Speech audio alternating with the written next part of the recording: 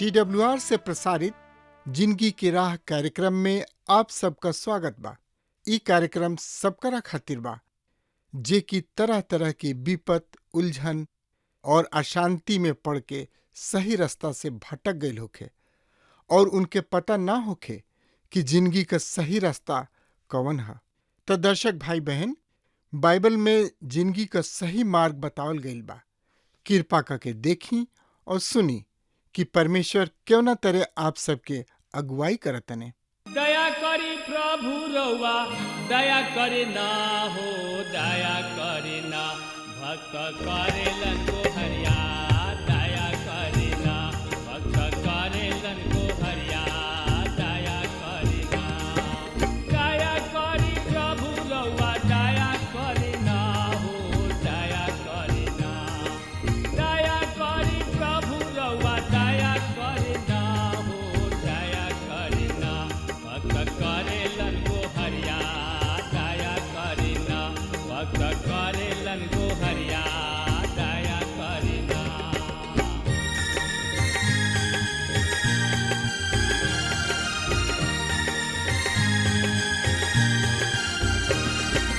दया करी कृष्ण रउआ, दया करे ना हो, दया करे ना। दया करी कृष्ण रउआ, दया करे ना हो, दया करे ना। पापी करेलन बिनतिया, दया करे ना। पापी करेलन बिनतिया, दया करे ना।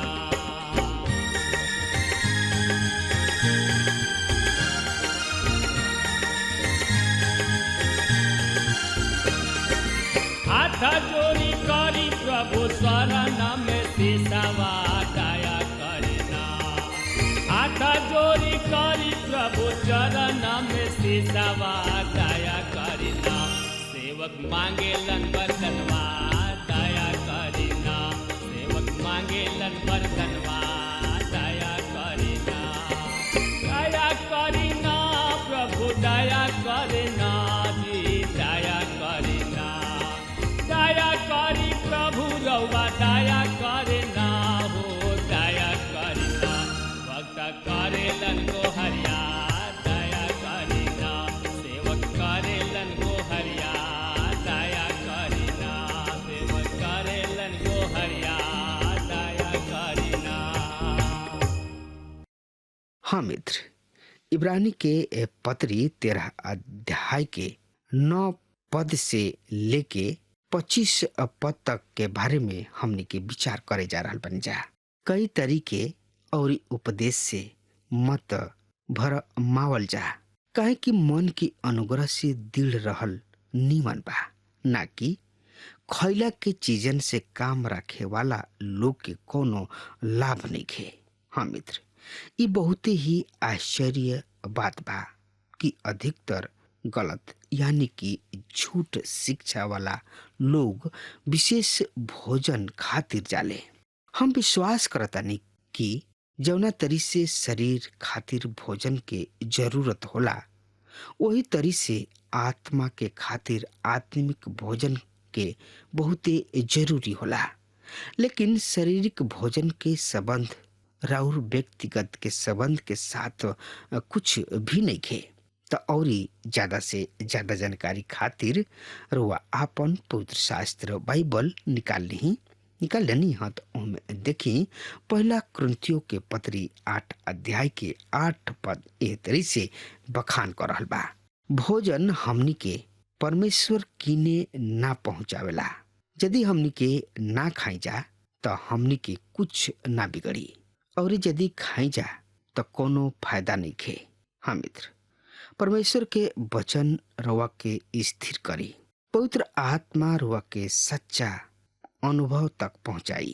इब्रानी के पत्री 13 अध्याय के 10 पद में लिखल बा, हमनी के एगो ऐसन वेदी बा जहाँ से तम्बू के सेवा करे वाला लोग के बलिदान चढ़ावल चीज में से खाए के कोनो हुकुम नहीं खे। हाँ मित्र, यहाँ पर एगो तुलना कइल गइल बा कि पुराना वाचा से नया वाचा कैसे भिन्न बा। विश्वासी सबके पास एगो वेदी बा, लेकिन ई वेदी प्रभु भोज ना ह, जैसे कि कुछ लोग कहेलन। ई गलती से कहेलन। हमनी किने संसारिक चीज सबके वेदी पाता के साथ नहीं खे, लेकिन हमनी किने एगो वेदी बा जौन की सड़क में बा। ई अनुग्रह के सिंहासन ह। ई न्याय के सिंहासन अब नहीं खे। प्रभु यीशु मसीह के खून के कारण हमनी के अनुग्रह तथा उद्धार के प्राप्त करी न जा। हमरो के एगो बात जरूर कहे चाहब कि मसीही संगति कलिसिया के उत्सव ना ह। ई संगति तो हमनी के परमेश्वर के नजदीक ले आवेले, ताकि हमनी के उनका महिमा के देख सकी जा। यदि रुआ मन में ऐसन विचार बा तो रुआ दूसर सब विश्वासी सब के साथ बढ़िया समय व्यतीत कर सकतानी। हाँ मित्र, हमनी के प्रभु यीशु मसीह बहुत ही बढ़िया रहन। उनकर संगति में बहुत ही मनोहर बात बा। इब्रानी के पत्री 13 अध्याय के 11 पद एह तरी से बता रहल बा, काहे कि महापुरोहित जौन जानवर के खून पाप बलि खातिर परम पवित्र जगह में ले जाले, उ जानवर के देह डेरा के बहरी जरावल जाला। हाँ मित्र, यहाँ पर लेखक पाप के बलिदान के विषय में बातचीत कर रहल बने। ई सच बा कि मसीह हमनी के पाप के खातिर मुअले। ई ना कि हमनी के पापी हई जा, बल्कि हमनी के स्वभाव से ही पापी हई जा। वो हमनी के पाप के भार अपना ऊपर ले लिहले, ताकि वो हमनी के नया स्वभाव दे सकस। इब्रानी के पत्री 13 अध्याय के 12 पद में लिखल बा, यही से प्रभु यीशु मसीह लोगन के अपना खून के द्वारा पवित्र करे खातिर नगर के फाटक के बहरी मुअलन। काहे कि उ पाप बलिदान रहे। पाप बलिदान मंदिर के बहरी ले जाइल जात रहे। मंदिर के छोड़े के चिंता ना करे, ना ही धार्मिकता के काम के छोड़े के चिंता करे। ये सब चीज लाभप्रद ना हो। प्रभु यीशु मसीह कीने जाई। मित्र, हमनी सबन के मसीह के पास जाए के चाही। हमनी के स्वर्गीय यरूशलेम की राह में बानी जा। ई सच्चा लगाव ह, जौना के विषय में हमनी के बातचीत कर रहल बानी जा। आजकल हमनी के अलगाव के ऊपर ज्यादा बातचीत करी न जा। हमनी के कुछ चीज से अलग बानी जा। ऐसा नइखे कि हमनी के ई ना करी न जा या ऊ ना करेलन तो उनका से अलग बने। पौलुस कहलन कि ऊ सुसमाचार के खातिर अलग कइल गइल लोग बने। इब्रानी भाषा में एकर मतलब होला जौना से एकरा से पार हो चुकल बने। अब्राहम के इब्री कहल गइल, काहे कि ऊ दूसरा तरफ से फरात नदी पार क के आयल रहन। ए बात के संकेत देले कि उनकर पुराना जिंदगी चल गइल बा। इसराइली लाल समुद्र के पार कैले और दास्ता से छुटकारा प्राप्त कैले, छुटकारा पौले। ओनी लोग के नया जिंदगी संभव भइल। एकरा बाद ओनी लोग के यर्दन नदी पार करे के पड़ल, ताकि प्रतिज्ञा के जमीन में प्रवेश कर सकस जा। इस तरीके जिंदगी हमनी के जिए के बा। आज भी लोग कलिसिया सब के पुराना परंपरा के छोड़े ना चाहेलन। आज ओहनी लोग के छोड़े के बा, छोड़े के जरूरत बा। ई सही अलगाव ह, सही उधार ह। इब्रानी के पत्री 13 अध्याय के 14 पद ए तरी से बता रहल बा, काहे कि ई धरती पर हमनी के कोनो अस्थाई नगर नहीं खे, बाकी हमनी के ओह नगर की खोज में बानी जा जौन की आवेला। पुनः लेखक ये बात के स्पष्ट करे चाहता है कि इस संसार में हमनी के ने कुछ भी सदा काल के ना ह।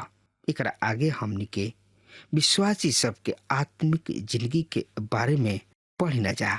इब्रानी के पत्री 13 अध्याय के 15 पद एह तरी से बता रहल बा, हमनी के प्रभु यीशु मसीह के द्वारा और ओह होठन के फल जौन की स्तुति होखे और उनकर नाम माने ले, या अब हमनी के ऐसन बलिदान परमेश्वर के हमेशा चढ़ावत रही जा। परमेश्वर के हर एगो जन एगो याजक ह और ऊ बलिदान के परमेश्वर किने ले आ सकताने। विश्वासी सबके खातिर 4 गो बलिदान बा। पहिल का ह, रुआ अपना आप के बलिदान चढ़ा सकतानी। रोमियो के पत्री 12 अध्याय के 1 पद में लिखल गइल बा, केहू कहल जब एगो आदमी अपना आप के सच्चाई के साथ परमेश्वर के दे देले तो दूसरा चीज के दिहल उनका आसान हो जाला। दूसर कहा, रुआ आपन पर्स के यानी कि पाकिट के बलिदान कर सकतानी।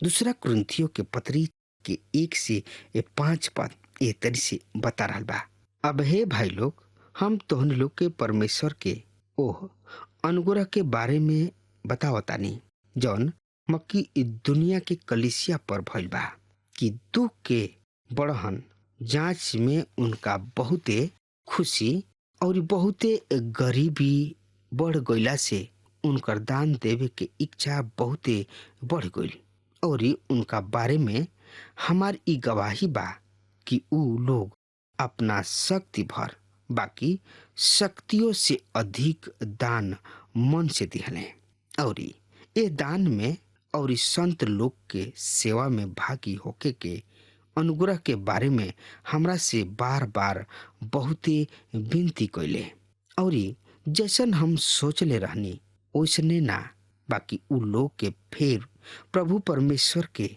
और हमरो के अपना आप के दिहले। तीसर का ह, रुआ उनका के स्तुति के बलिदान चढ़ा सकतानी। ई हमनी के होठ के फल ह। हमनी के अपना होठ के स्तुति रूपी बलिदान परमेश्वर के चढ़ाई न जा, उनका नाम से चढ़ाई न जा। चौथ का ह, रुआ उनका के अपना बढ़िया काम के चढ़ावा चढ़ा सकतानी, जौना के हमनी के आगे पद में पाई न जा। इब्रानी के पत्री 13 अध्याय के 16 पद एह तरी से बता रहल बा, भलाई कइल और एक दूसरा के मदद कइल जन भुलैहा, काहे कि ऐसन बलिदान से परमेश्वर खुश होखेले। हाँ मित्र, मसीहत एगो आसान राह ना ह, ई कांट भरल राह ह। परमेश्वर हमनी साथ एह पर भी चले चाहेलन। इब्रानी के पत्री 13 अध्याय के 17 पद में लिखल बा, अपने मुखिया लोग के बात माना जा और उनका कब्जा में रह जा, काहे कि उ लोग तोहनी लोग के प्राण के ई बुझ के चौकसी करले कि उ लोग के ओकर हियाव देवे के पड़ी। उ लोग के ई काम खुशी के संगे करे, ना कि ठंडा सांस लेके, काहे कि ए हाल में तोहनी लोग के फायदा ना होई।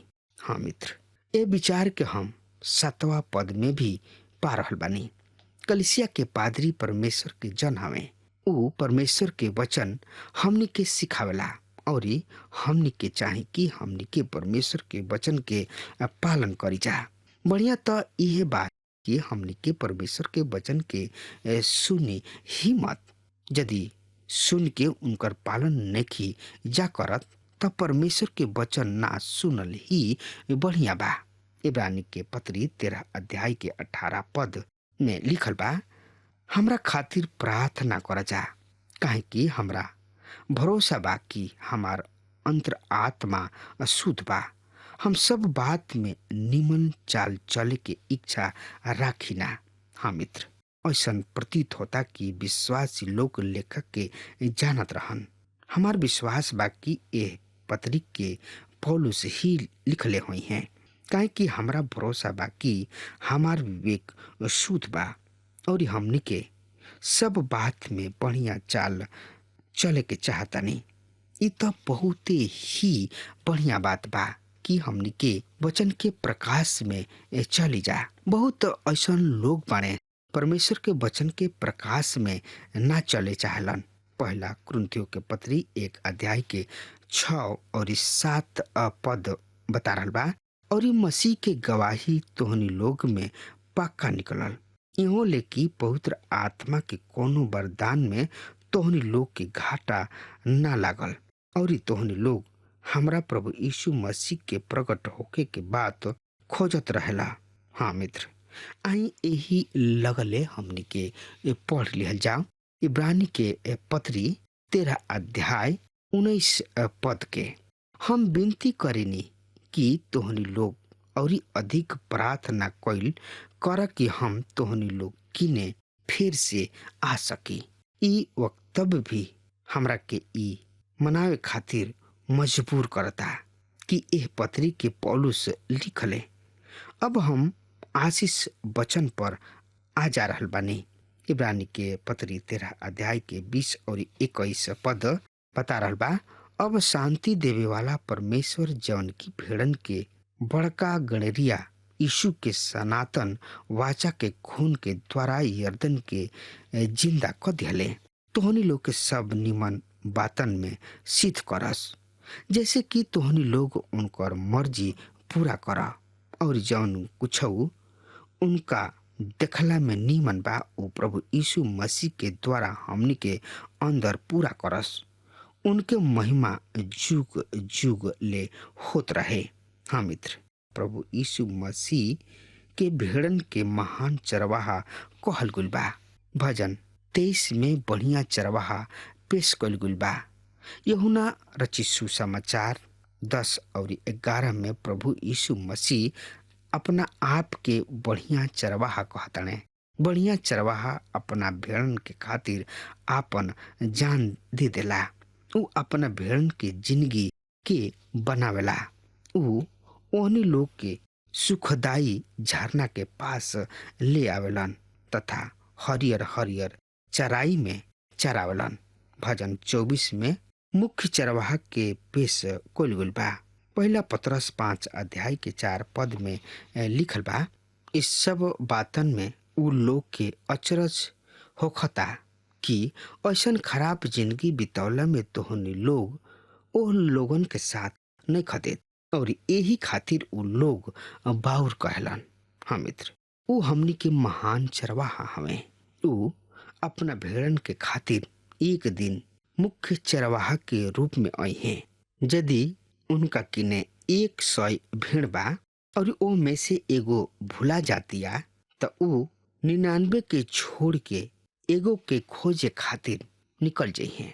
कर हुआ जानतानी कि सड़क में उनका किने कतना भीड़ होई? 99 ना, उनका किने 100 भीड़ होई। सनातन वाचा के खून के गुण से भरल में से जिला के ले आई हैं। प्रभु यीशु मसीह के खून हर एगो वाचा के आधार है, जौन की परमेश्वर अपना लोगन के साथ बनले तोहरा के हर एगो भला बात में सिद्ध करस। यदि इफिसियों के पत्री के उद्देश्य रहल बा, हमरा से कहल गुल बा कि हमनी के सिद्धता के बारे में आगे बढ़ी जा। कहे के मतलब हमनी के सदा परिपक्वता में आगे बढ़त रहे के बा, ताकि परमेश्वर के परिपक्व वाचा बनल रही। आज भी कलीसिया सब में बहुत ऐसा लोग बाणे जिन्हें परिपक्वता में बढ़े की आवश्यकता बा। इब्रानी के पत्री हमनी के परिपक्वता में बढ़े में हमनी के मदद करला, जौना से तू उनकर इच्छा पूरा करा। परमेश्वर के लेकिन वचन खातिर कौन सा बात महत्वपूर्ण बा? उनकर इच्छा अपना जिंदगी में पूरा होके खातिर हमनी के ऐसा मौका मिलेला ताकि पवित्र आत्मा हमनी के जिंदगी में काम करस और जौन कुछ उनका भावेला उनका के प्रभु यीशु मसीह के द्वारा हमरा में पैदा करे, जेकर बड़ाई युगान युग होत रहे। इब्रानी के पत्री 13 अध्याय के 22 पद में लिखल बा, हे भाई लोग, हम तोहनी लोग से निवेदन करतानी कि एह उपदेश के वचन के सहित जा, काहे कि हम तोहनी लोग के बहुत छोट में लिखतानी। हाँ मित्र, देखी ई कतना व्यक्तिगत बा। हमरा अनुसार तो ई एगो लम्हर पत्री है, लेकिन उ कुछ शब्द कहतने। इब्रानी के पत्री 13 अध्याय के 23 और 25 पद में लिखल बा, तोहनी लोग के ई मालूम होके कि हमार भाई तीमुथियुस के जेल से छोड़ दिहल गइल बाने। उ यदि जल्दी आ गइले त हमहू उनका संगे लोग आके तोहनी लोग से मिलब। आपन सब मुखिया लोग और सब संत लोगन के नमस्कार कहिया। इटली वासी तोहनी लोग के नमस्कार कहतने। तोहनी लोग सब केहू पर अनुग्रह होत रहे। हाँ मित्र, अब हमारा समय खत्म हो रहा बा। तब तक खातिर वो हमरा आज्ञा नहीं। परमेश्वर के बहुते बहुते आशीष देस। आमीन। हमके विश्वास बा कि ई कार्यक्रम आप सब खातिर फायदेमंद सिद्ध भइल होई। अगर आप सबके लगे बाइबल से चाहे आपकी निजी जिंदगी से कोनो सवाल होके चाहे कोनो समस्या खातिर प्रार्थना करावे चाहतनी तो हमारी फोन नंबर पर जरूर संपर्क करें और आज का दिन आप खातिर सुखद बनावे।